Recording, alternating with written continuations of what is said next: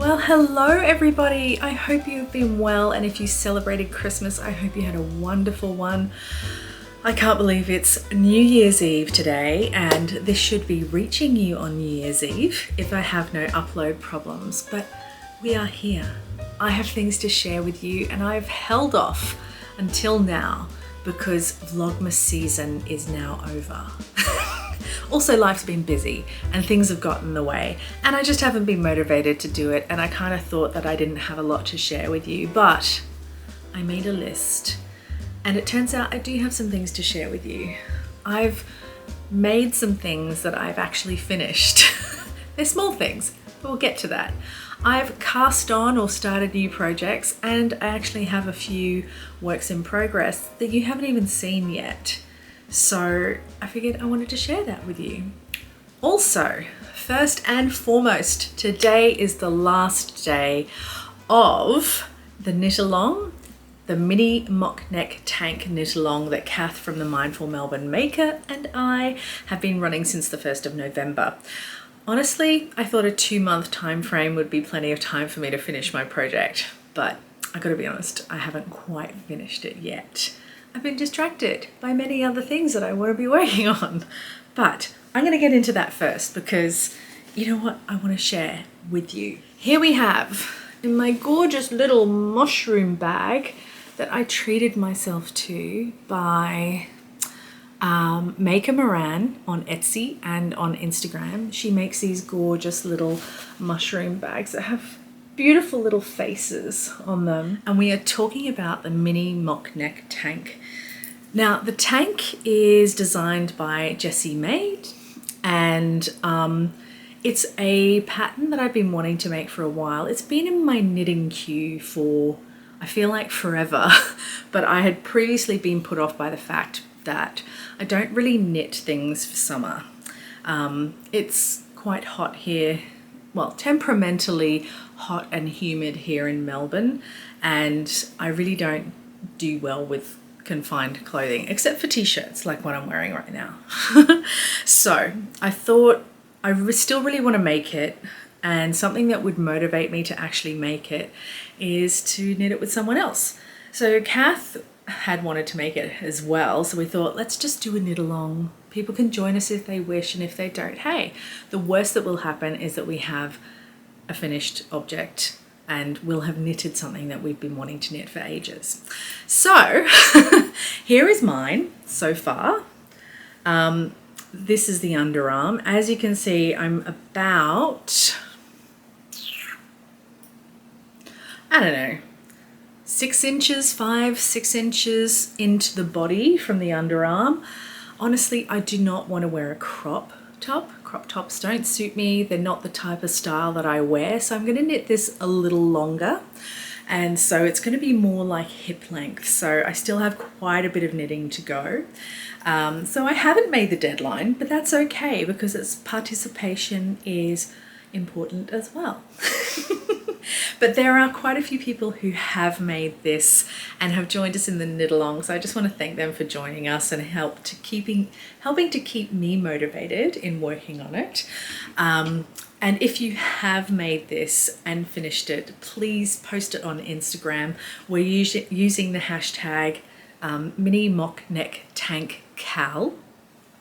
And we're also running a little giveaway as well. So if you finish this and if you want to head over to my Ravelry page, I've actually started a group and a thread with a finished object thread for the mini mock neck KAL. If you post a photo of your finished object there, you'll go in the running to win a pattern of your choice, and we will be drawing those probably in the next week. So you still got a little bit of time to get onto Ravelry and post your finished mini mock neck tank. And yes, and we will reach out to you via Ravelry to let you know if you are the lucky winner of the draw to win a knitting pattern of your choice. Anyway, I'm very articulate today. I'm really not. I'm really out of practice. So here we are. This is mine. Let me tell you a little bit about it. If you see me squinting at the camera screen, it's just my eyesight's a bit messed up at the moment, so I can't actually see myself.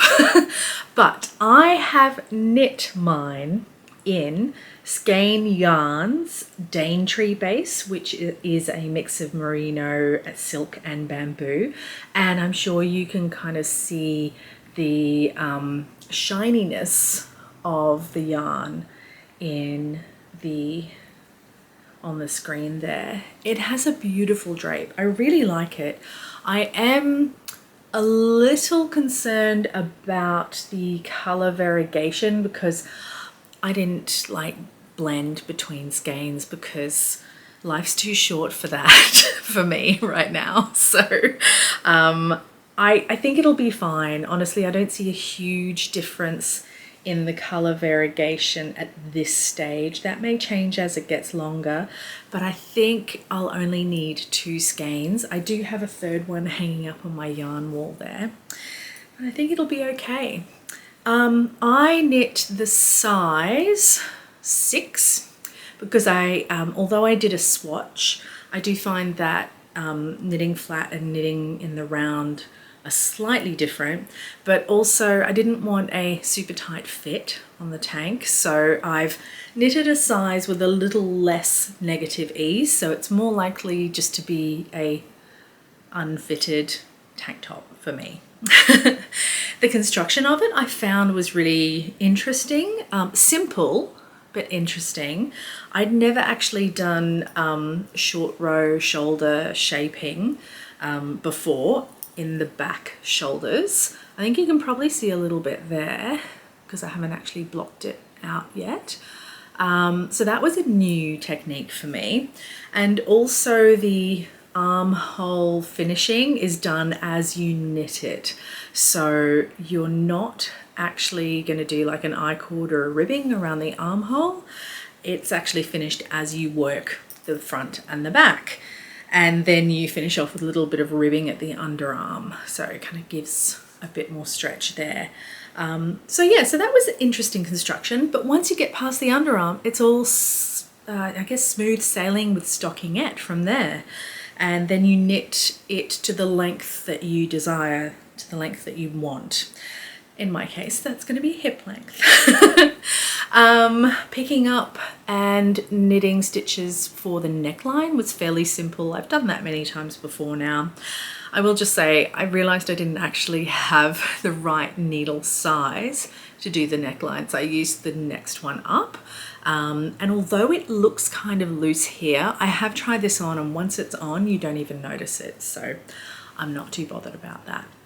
So far it's been a great little project, but I've got to the stockingette section and I just got a little bored. I've had the last kind of week off work, kind of. I guess, yeah, it was Christmas a week ago, so I've had the last week off work and I honestly haven't really knit on it that much because I've been wanting to work on some other projects that I just cannot put down.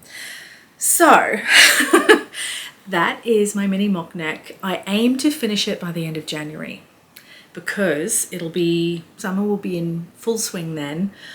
It'll be probably too hot to wear this, but I think this will be a beautiful transition piece for summer to spring, and I can layer it under, like a button-down shirt or something like that. So yeah, so that is my mini mock neck tank. Moving on. I thought next I would share with you some finished objects. I will just say I have only one with me right now because the others were gifts for Christmas. So when it came time to arrange Christmas gifts for family, we're at that stage in our lives where we don't really gift each other things that we don't need because we just end up accumulating a lot of stuff. So we've asked each other what we wanted for Christmas, and my parents said they really wanted some nice warm socks. I'd previously knitted some socks for my mum. They were DK weight socks, but she has worn a hole in them already. So as much as I previously didn't like knitting socks, I feel like I've knitted enough now that the hatred has dissipated. And when I was knitting this pair, which I will put a photo of here, when I was knitting this lovely striped pair for my mum on 2.25mm needles, so on actual sock needles on a 4-ply fingering base, I didn't hate it. And it didn't take forever. I mean, it took me 3 weeks to knit these babies. I knit them on the train, on the commute to and from work. I tried to do more at night. I managed to get them finished just in time to gift them. And I literally washed and blocked them the night before I had to gift them. And that wasn't Christmas Day, it was the week before. But it turns out I don't think I hate socks anymore. And in fact, I fell down a bit of a wormhole on YouTube over Christmas on Summer Lee Knits channel, and she's really got me interested in knitting socks again, but we will get into that a little bit later because I have more to share about that. But these socks I made for my mum. My mum has a roughly similar size foot to me, just a teensy bit shorter, so thankfully the sock blockers I made from coat hangers did the job. But for these I used not this color obviously, but a Lang Jarwal 4-ply sock yarn, and I held it together with some leftover Filcolana Tilia mohair that I had from, I think it was a test knit I did maybe a year or two ago for Penrose Knits, for Laura Penrose. And I also had a ball of, it must be Merino Yak, which is the navy blue yarn that you can see in the socks. And I just decided to do some stripes, 8 rows for each stripe. I did 8 rows for the ribbing, I did 8 rows for each stripe, and I decided to mismatch them a little bit. And that was just for fun, why not? So yeah. So that was the socks. I will just say the pattern or the recipe I used is Kath's, the Mindful Melbourne Maker. It's the Melbourne sock recipe or sock pattern. It's one of her free ones, I believe. And so go on and check that out. So if you've never knit socks before, Kath really just lays out all the different options, and I find her patterns are really easy to read. And to follow, and she's got this nice kind of loose casual attitude about knitting socks as well, which I find really nice. So yes, so they are the Melbourne socks for my mum, so my mum's Melbourne socks, and they were her Christmas gift this year. I also sewed a few things. Now I'm just going to turn around a second.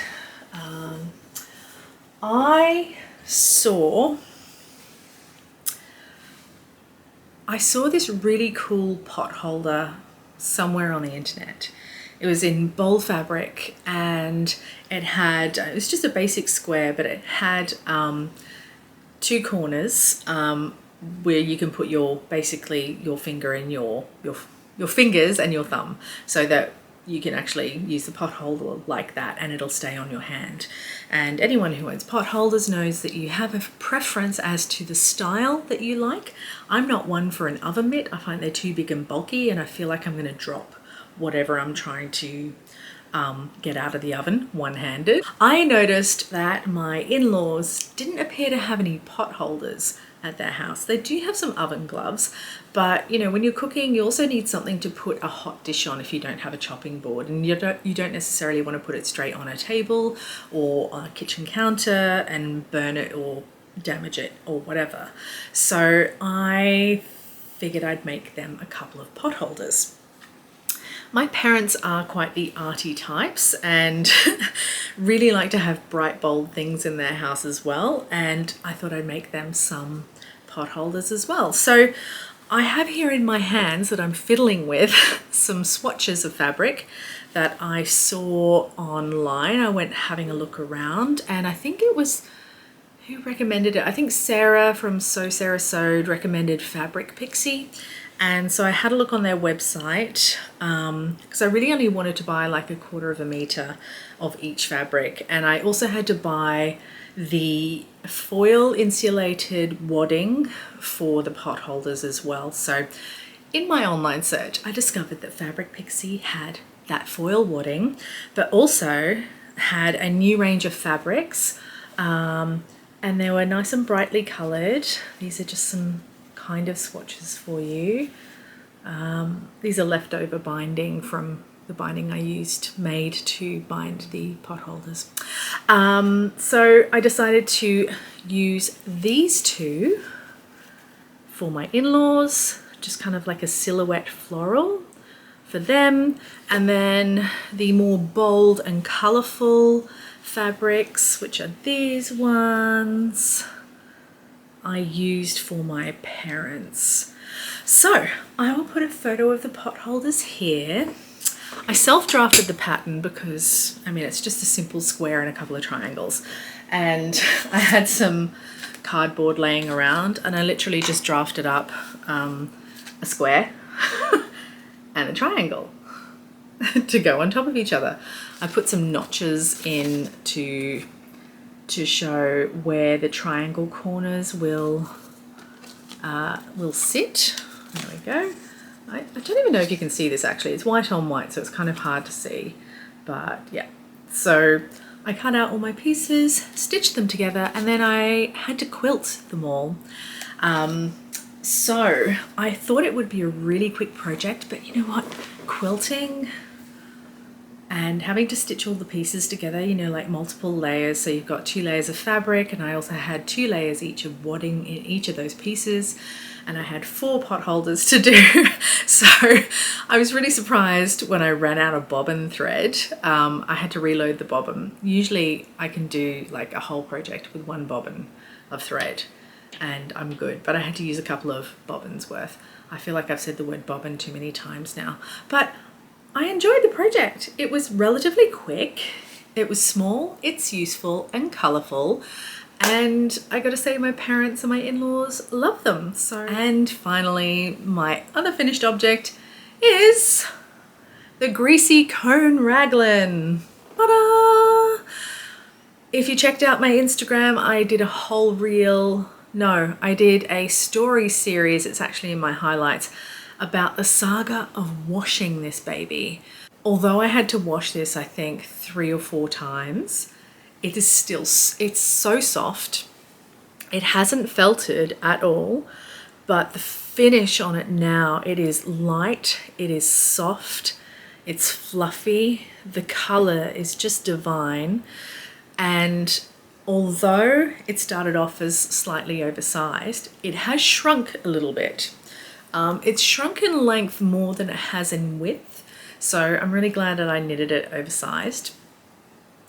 You can check out my Ravelry project notes for the gauge I used. Well, I guess the needle size I used, but I held 2 strands of yarn together from the cone, directly from the cone, unwashed yarn, and knitted this up. It's based on the Lento sweater, but I did fiddle with stitch counts and I did a detail on the raglan where I made sure that the rib from the neck carried through into the raglan sleeve along there. I did 2x2 rib on the collar. I did it on the hem as well, if you can see that, and also on the sleeves. So it's a really simple raglan, but it was a challenging yarn to work with at the very end. It was really simple to knit up. It was a little stringy and slightly residuey, greasy residuey feeling while I was knitting it, but it wasn't bad at all. I guess I will equate it to knitting with linen yarn, and not the soft linen, but just the more kind of like dry, stringy linen. But it washed up beautifully. It's so spongy and light. It's just gorgeous. I still have a lot left on the cone, so I'd say I have enough to probably make a ranunculus. Not that I need another blue ranunculus. Actually, I probably do, because the first one I made is now way too big for me. But anyway, that's a different story. We're talking about this. I love this, and I cannot wait to wear it in winter. It's far too hot to have it this close to my skin right now, but I just wanted to share with you that although it was a scary process washing it all, I'm so glad that I persisted with it because it's lovely. I can't smell a single atom of the grease from the cone at all. Yeah, it just smells really lovely now. So, and it's so soft. So that is my final finished object for the year. I have been beavering away on other projects, hoping to finish them. But alas, we have run out of time for the year. So I will now move on to new cast-ons. I can share whips with you that you haven't seen yet, but I figured new cast-ons are much more exciting. So let's do those. So I mentioned earlier that I I fell down the Summer Lee Knits YouTube video wormhole over Christmas. And as a result of that, I got really excited about knitting socks because Summer she uses such wonderful bright colors and brings a kind of like lightness to my perspective of sock making. So I was so excited. I bought her book on Amazon. It is the Sock Project book. She has some wonderful recipes in there for making up all sorts of socks, and the color inspiration alone is worth having this book. Ultimately, socks are pretty straightforward. I've read a few and knitted up a few different patterns so far, and yeah, they're pretty straightforward. It's a fairly simple formula of knowing the number of stitches you need to cast on, measuring your foot, etc. So sock knitters out there, you know what I'm talking about. What I find like fantastic is the color and the color combination and texture combination that she uses. A lot of people use variegated yarns for knitting socks, which the yarns themselves are beautiful, but I find I've knitted up a few myself and I just find them a little muddy. But the clarity of color, the vibrancy and the clarity of color used in these socks, and in the way that Summer like makes her socks, just yeah, it makes me excited. So I'm going to stop talking about how excited I am.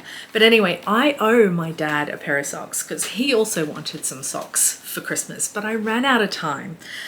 So I went and visited Little Woolly last week, Friday last week. Thankfully she was open, and I decided I wanted to buy some more Lang Jowl sock yarn. I knew Little Woolly had a really good selection and hers are reasonably priced. I have to say, of all the ones I found, like Julie at Little Woolly has them for like $11 per ball. Everywhere else I've seen they've been like 12 and 13. So I was in the area, so I popped in, said hello, got a collection of colors, and I am going to be painting with sock yarn. I say painting, I'm basically going to be copying some inspiration from Summer's books. So I bought loads. I don't know if you can see them here, but this bundle over here and this bundle here, I am super excited to work with. I've never been excited about knitting socks, except for when I first knit those little boxes socks. That was fun, but they didn't fit me properly, so it was kind of devastating. I am going to be making Dad a pair of socks with these. I've already knit up the cuff. Dad, if you don't want to see this and you're watching, please just turn away now. But I've knit up the cuff for one sock so far, and I've started on the second cuff as well. Here we are.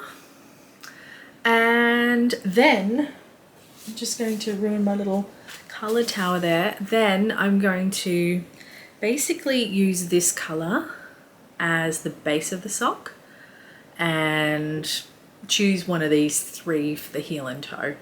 And I think that'd just be a nice, simple, but color pop sock for my dad, just to keep his feet warm around the house, or he can wear them out, whatever he wants to do. So that is the first cast on, and I'm really excited to continue using this as inspiration to create some other socks. I have this color combo here as well. I'm going to use these for a pair for myself because, you know, selfish knitting is the best kind of knitting. And I mean, they're just my colours really, aren't they? They're totally my colours. But while I was at Little Woolly, I ran into Ash from Smash Knits. And if you haven't seen Ash's knitting channel, please go check it out. She knits all the colourful things and she's such a lovely person. And it was so lovely to run into her at Little Woolly the other day. And meet her in person, because I've been watching her channel for a little while now and getting colour inspiration from it as well. So do go check her out. Speaking of colour inspiration, which project bag is it? This one. This year I got myself a yarn advent, and in true Sian form, I opened the first few days and then subsequently continued to open all of the parcels like before I was supposed to. So by day 4, I'd opened the entire 12-day advent. I couldn't help myself. I have no patience. And I really wanted to see the final spectrum of the colours for the advent. So I'll just put a little photo here to show you all of the colours, because I won't be able to hold them up for you because I've kind of caked them all up to work on this new project. The advent that I got is the Green Tea Yarns Aurora Advent 2024. So it was inspired by, and I think you can see that picture right there, inspired by the Aurora Australis, and it has a wonderful rainbow of pastel and neons, from yellows all the way through to pinks. And if you see my recent favorite knits over the last year or so, you know neons are really in my favorite color spectrum. And I do also have some leftover yarn in like neon orange and neon yellow.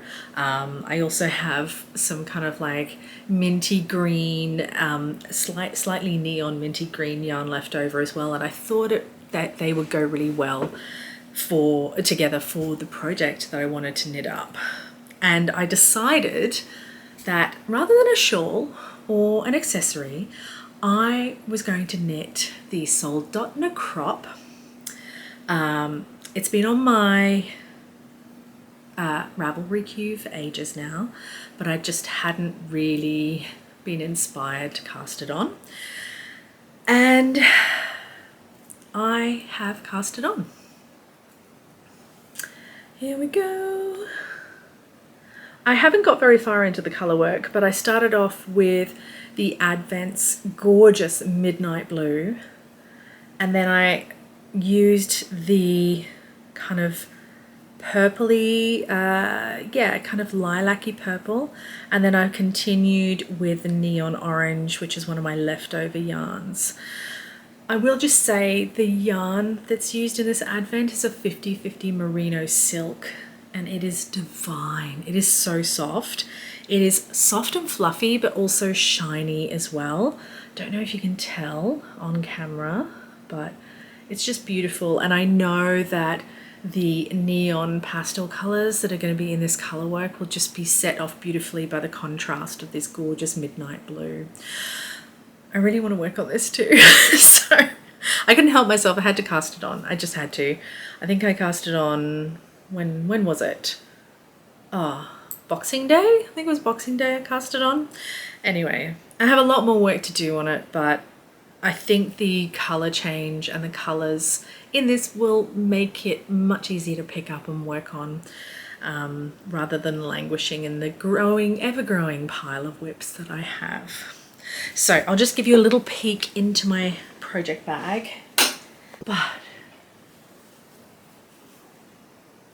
there we go. You can take a peek into my project bag.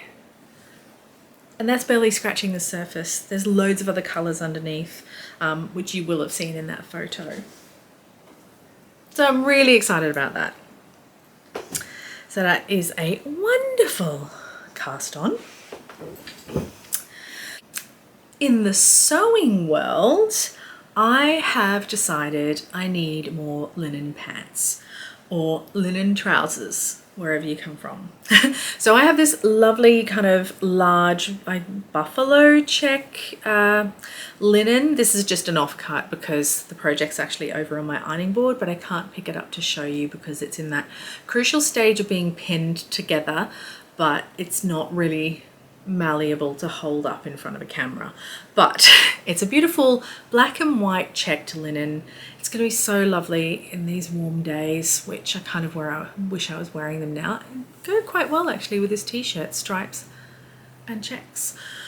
Anyway, so I am using my tried and trusted pattern, which is the, drum roll please while my brain tries to remember, I am using the Saguaro set sewing pattern, but I'm only using the pants. Saguaro pants, I made 3 pairs. I feel like it was 2 years ago I made 3 pairs. One pair I've worn through because it was a really lightweight linen, and they tend to wear through, my pants wear through at the inner thigh, so most women I know have the same issue. Though that pair was lovely, but it's just not salvageable, so I will turn that into a different, I'll use the offcuts for something else. But the other 2 pairs I have are in a heavier weight linen. They have lasted really well. They get really heavy wear in summer. They are starting to go a little bit at the inner thigh, so I'm hoping I can patch those up. I think I have some scraps of the linen I used for that laying around. So I thought 2 out of 3, I need to make a 3rd, and I actually have ironed up a ton of fabric that's just hanging in front of me, ready to make some more. But there's another pattern I want to try for trousers. It's the Claire trouser pattern by Style Arc. It looks really nice. It's kind of slightly pleated front, elastic in the back, just more of an elevated look. But I haven't started those yet, so I won't get talking about them too much. So yes, when I've finished those, I will share them with you as well. But you know, you can never have too many linen pants here in Australia. Yeah, it gets far too hot. And Melbourne is really windy. I'd love to wear more dresses, but going to work in the city is like a wind tunnel. And anytime I've worn a skirt or a dress, it just gets blown up. So you spend half your time just trying to hold your skirt down in place. It's just really impractical. So dresses for me are saved for beaches or holidays or somewhere else. So linen pants are my go-to for summer. So yes, so that is everything that I have started to make recently, I will just add. But there are a couple of whips that I haven't shared with you yet. One of them I'm almost finished. I did hope to finish it before the end of the year, but I just had too much going on. So I have been beavering away on this slipover pattern. This is the Lulu slipover by Petite Knit. I'm literally at the point where I just have to finish the sides, where you kind of knit a double knit button band at the sides. But the Lulu slipover is just a really simple, elegant pattern. I'll put a photo of it here so you know what I'm talking about. It's a high neck or crew neck. You can knit it however you want. I've gone for a kind of mock neck neckline in a simple charcoal yarn. I used the Peyton's Dreamtime Merino in the 8-ply in the charcoal, I think it's the charcoal colorway. I can't recall exactly what the colorway number is, but it's just a really simple gray, neutral gray color. And I have a lot of color in my wardrobe, so I wanted something a little bit more neutral this time. Yeah, and also it means that my husband can wear it too if he wants to. So it just makes it a little bit more versatile.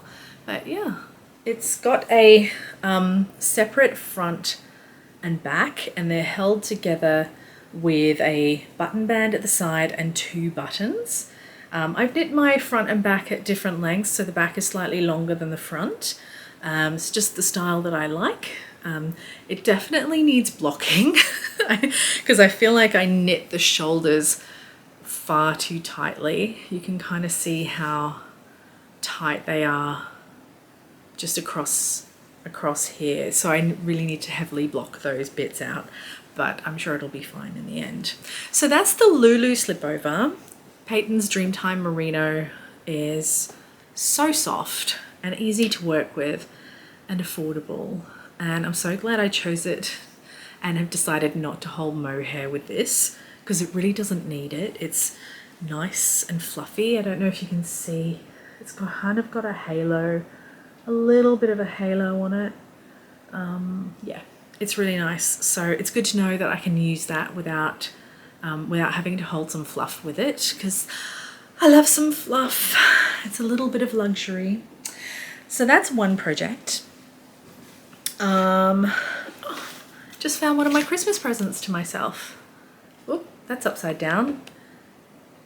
I got myself that for Christmas. Well, I got it for myself from my husband for Christmas, and I'm sure most couples do that. You know, we buy our own gifts, don't we? Gifts, presents, that's a much easier word to say. So, a while back, I had started a granny square blanket, and in my ignorance and naivety, I cast on too many treble crochets. I made it too wide, so wide in fact that it was really difficult to make any progress on it. So I took the decision to unravel it all and start afresh with something that was more manageable. So I decided to start working on a granny shawl, something that starts small and you can add to more and more until your desired size. So I used all the same yarns, and here is my triangle. It is growing and growing and growing, and I'm working through all the yarns that I had left over, everything left over in my stash. I'm quickly running out of yarn actually, but it has got to the point where it's a nice size. So I think I might crochet maybe a few more rows and then finish off the edge and leave it at that. I want to be able to wear this around the house in winter. You know, just kind of to stave off the chill, but without having a full blanket on or without having to wear a big jumper. And also to be able to wear it outside the house as a scarf. So, you know, a bit like something like that. So it has to be big enough to cover the shoulders, but not so big that it's going to swamp me if I want to wear it as a scarf. So I love it. I am so addicted to this. I never realized when I started crocheting, and when I say started crocheting, I mean literally just doing granny squares or granny stripes. I didn't realize I'd become so addicted. So I might be doing more crochet in my future. Who knows? There's so many things to make, so many things I want to make. I'm not committing to anything right now. But I'm really, really in love with this. I just love the range of colors and the fact that I've been able to use up all my old yarn, or, you know, yarn from projects that I've made, or just leftovers or unsuccessful yarns, you know, yarns that you've started making a project with but just don't enjoy it, you know, at least it's going into something now. So that is my final whip. Well, my final unseen whip that I'm going to share with you today. I'm just going to catch my breath because I feel like I've been talking nonstop without a breath to you, but I also feel like that's probably because I'm in a really hot room right now with no ventilation or airflow. I really need to get a fan in here, but it does disrupt the sound. So that is it. That is all I have to share with you today. I won't recap on other projects that I'm working on that you've already seen, you know, like my Whitmore sweater or Starflake shawl. I almost forgot what I've been working on there. And anything else, Tolster tea, etc. And that is it for 2024. And tomorrow is a new year. with new exciting things, new challenges, new projects, new yarn. Hopefully no more new fabric because I have plenty, and honestly I have plenty of yarn. But 2025 is a new year, and I just want to wish you all a wonderful new year. So I hope that whatever you plan on doing for New Year's Eve, that you have a wonderful time, whether it be going out or staying in, whatever you want to do. Personally, I will be staying in. It's already 3:45 on New Year's Eve in the afternoon. My next plan is to go have a cold shower, turn on the air conditioning, and get into my pajamas and probably work on one of these mini projects. Later on, we'll pop open a bottle of Prosecco, have a glass or two, and hopefully try and stay up for the fireworks. But if we can't, we can watch them again on the news tomorrow morning, you know? Anyway, just wanted to say thank you, Happy New Year, and take care of yourselves. Bye.